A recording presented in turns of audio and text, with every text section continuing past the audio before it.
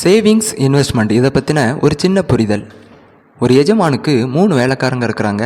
இந்த 3 வேலைக்காரங்களும் நல்ல திறமையானவங்க. இந்த எஜமான், நான் வெளிநாட்டுக்கு போகிறேன், ஒரு வருஷமோ இல்லை நான் குறிப்பிட்ட நாளுக்கு அப்புறம் நான் என்ன பண்ணுவேன், நான் திரும்பி வருவேன்.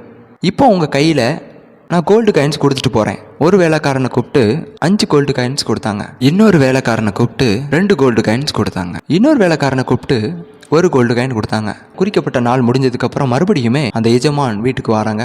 வந்து கேட்குறாங்க, நான் உங்களுக்கு கோல்டு காயின் கொடுத்தேன்ல, அதை என்ன பண்ணுனீங்க அப்படின்னு சொல்லிட்டு கேட்குறாங்க. கேட்கும்போது அந்த வேலைக்காரங்கெல்லாம் அவங்கவுங்க பதிலை சொல்கிறாங்க. 5 கோல்டு காயின் வாங்கினவன் 10 கோல்டு காயினை சம்பாதிச்சிட்டேன் அப்படின்னு சொல்லிட்டு சொல்கிறான். 2 கோல்டு காயின் வாங்கினவன் இப்போ என்கிட்ட 4 இருக்குது அப்படின்னு சொல்கிறான். 1 கோல்டு காயினை வாங்கினவன் என்கிட்ட 1 தான் இருக்குது, நீங்கள் என்கிட்ட கொடுத்துட்டு போனீங்க, இதை நான் பத்திரமா வச்சுக்கணும்ல அப்படின்னு சொல்லி இதை என்ன பண்ணிட்டேன்னா ஒரு குழி தோண்டி புதைச்சி வச்சுட்டேன். இப்போ நீங்கள் வந்தீங்க, அதை எடுத்துகிட்டு வந்து உங்கள்கிட்ட கொடுத்தேன் அப்படின்னு சொல்லிட்டு சொன்னான். நம்ம நல்லா புரிஞ்சுக்கணும், 2 பேரை பார்க்குறோம்.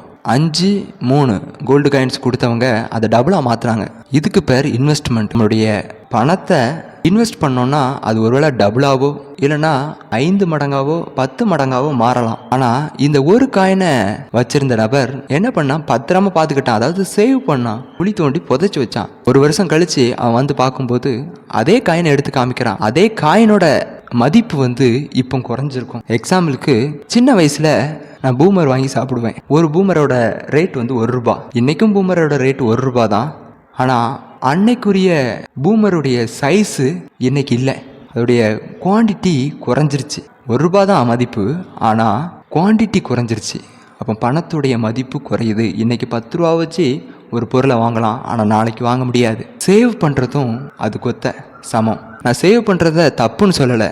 சேவிங்ஸ் தான் நமக்கு டிசிப்ளினை உண்டு பண்ணி கொடுக்கும். ஆனால் நம்ம வாழ்க்கையில் முன்னுக்கு வரணும், வாழ்க்கையில் வளரணும் அப்படின்னா சேவிங்ஸை விட்டு இன்வெஸ்ட்மெண்ட் அப்படிங்கிற ஒரு ரேஞ்சுக்குள்ளே நம்ம வரணும்.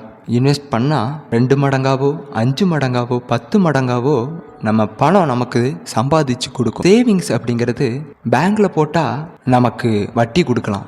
அதுவே வீட்டில் சேவ் பண்ணிங்கன்னா அந்த பணத்துடைய மதிப்பு குறையும். யோசிச்சு பாருங்கள், ஏன் பணக்காரங்கள்லாம் இன்னும் பணக்காரங்களாகிட்டே போகிறாங்க, ஏழை அதே ஸ்டேஜ்லேயே நிற்கிறான்? காரணம், எல்லாருமே சேவ் பண்ணுறாங்க. ஏழையாக இருக்கிறவங்க. பணக்காரங்க சேவ் பண்ணுறது மாத்திரம் இல்லை, அவங்க இன்வெஸ்ட் பண்ணுறாங்க. இன்வெஸ்ட்மெண்ட் நமக்கு ரொம்ப ரொம்ப முக்கியம். எல்லாரும் அதை பற்றி தெரிஞ்சுக்கலாம். தேங்க்யூ. இந்த வீடியோ உங்களுக்கு பிடிச்சிருக்கோன்னு நம்புகிறேன். மாதிரி ஒரு இன்ட்ரெஸ்டிங்கான வீடியோவோட இன்னொரு நாள் சந்திக்கிறேன். டாட்டா.